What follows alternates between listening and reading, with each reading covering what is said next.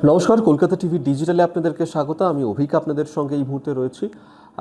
বিগত বেশ কয়েক মাস ধরেই আমরা দেখতে পাচ্ছি যে একাধিক দেশের সঙ্গে যে ধরনের সংঘাত হয়েছে ভারতের, এবং সেই ক্ষেত্রে যে যুদ্ধের পরিস্থিতি তৈরি হয়েছিল তাতে ভারত যে সামরিক দিক থেকে কতটা শক্তিশালী তার প্রমাণ আমরা ইতিমধ্যেই এই একাধিক যুদ্ধের ক্ষেত্রে আমরা দেখতে পেয়েছি। সেটা অপারেশন সিঁদুর হোক কিংবা আরও যে সমস্ত অপারেশন চালানো হচ্ছে সেই সমস্ত দিক থেকে হোক, এবং সেক্ষেত্রে সাম্প্রতিক সময় আমরা দেখতেও পেয়েছি যে শহর কলকাতা থেকে মাত্র কয়েক কিলোমিটার দূরে সেখানেও একটি নৌবহর তৈরি করতে চলেছে ভারতীয় সেনা, এবং সেক্ষেত্রে প্রতিরক্ষার দিক থেকে এই মুহূর্তে আরও জোরদার করা হচ্ছে।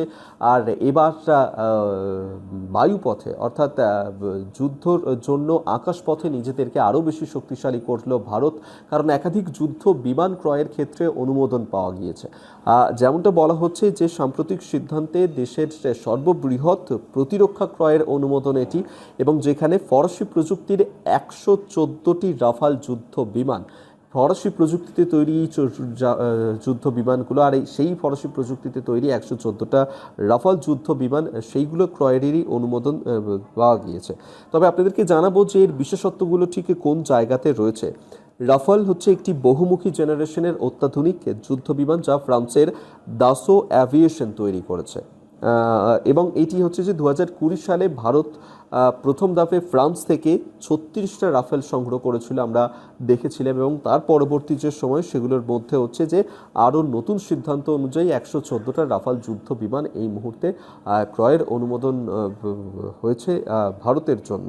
এবং সেক্ষেত্রে বিশেষজ্ঞরা যারা রয়েছেন তারা বলছেন যে এই রাফালের যে যুদ্ধ বিমান তা উচ্চ গতিসম্পন্ন এবং beyond visual range missile electronic warfare system রয়েছে এর মধ্যে। এর পাশাপাশি আরও যেগুলো রয়েছে হচ্ছে স্কাল্প এবং মিটিওর মিসাইল এটি, এমনটা বলা হচ্ছে। পাশাপাশি রয়েছে উন্নত অ্যাভিওনিক্স প্রযুক্তিতে সজ্জিত রয়েছে। আর পাশাপাশি ভারতের বায়ুসেনার চীনের J-20 বা পাকিস্তানের যে F-16 রয়েছে এবং যে F-17, তারও কৌশলগত দিক থেকে আরও অনেক বেশি সুবিধা দেবে এগুলোর বিরুদ্ধে এই 114টা রাফালের যুদ্ধ বিমান। এবং মেক ইন ইন্ডিয়ার কথা যে প্রধানমন্ত্রী নরেন্দ্র মোদী তিনি বারবার বলে থাকেন, এবং সেই মেক ইন ইন্ডিয়ার ক্ষেত্রে কিন্তু এটা আরও অনেকটা গুরুত্বপূর্ণ পদক্ষেপ।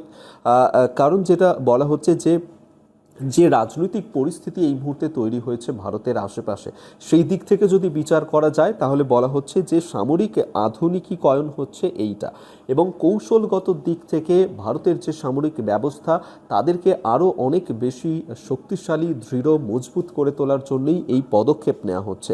এবং বিগত দিনে চীন ভারত মহাসাগরে যেভাবে তারা নজরদারি চালাচ্ছে, পাকিস্তান তারা যেভাবে উঠে পড়ে লেগেছে, এবং ইতিমধ্যেই তারা একাধিক নাশকতার ছক করেছিল। আমরা দেখেছিলাম যে কাশ্মীরে সেখানেও অনুপ্রবেশ করার চেষ্টায় অপেক্ষায় রয়েছে প্রায় 180 জন মতন পাকিস্তানের দুষ্কৃতীরা, জঙ্গিরা, এবং সেই সমস্ত দিক থেকেই যাতে ভারতের নিরাপত্তা ব্যবস্থা, ভারতের প্রতিরক্ষা ব্যবস্থা আরও শক্তিশালী হয়, আরও মজবুত হয়, সেই বিষয়টাকে এই মুহূর্তে মাথায় রাখছে কেন্দ্রের সরকার, এবং প্রতিরক্ষার দিক থেকে মজবুত করার জন্য, শক্তিশালী করার জন্যই এই পদক্ষেপ, যেখানে 114টা ফরাসি ব্যবস্থাপনায় তৈরি করা 114টা রাফাল যুদ্ধ বিমান এবার ক্রয় করতে চলেছে ভারত। আগামী দিনে অবশ্যই আমাদের নজর থাকবে যে সামরিক দিক থেকে শক্তিশালী করার ক্ষেত্রে ভারত আর কি পদক্ষেপ নেয়। আজকের মতো ভিডিওটা এখানে শেষ করছি। দেখতে থাকুন কলকাতা টিভি ডিজিটাল, রাত দিন 7 দিন।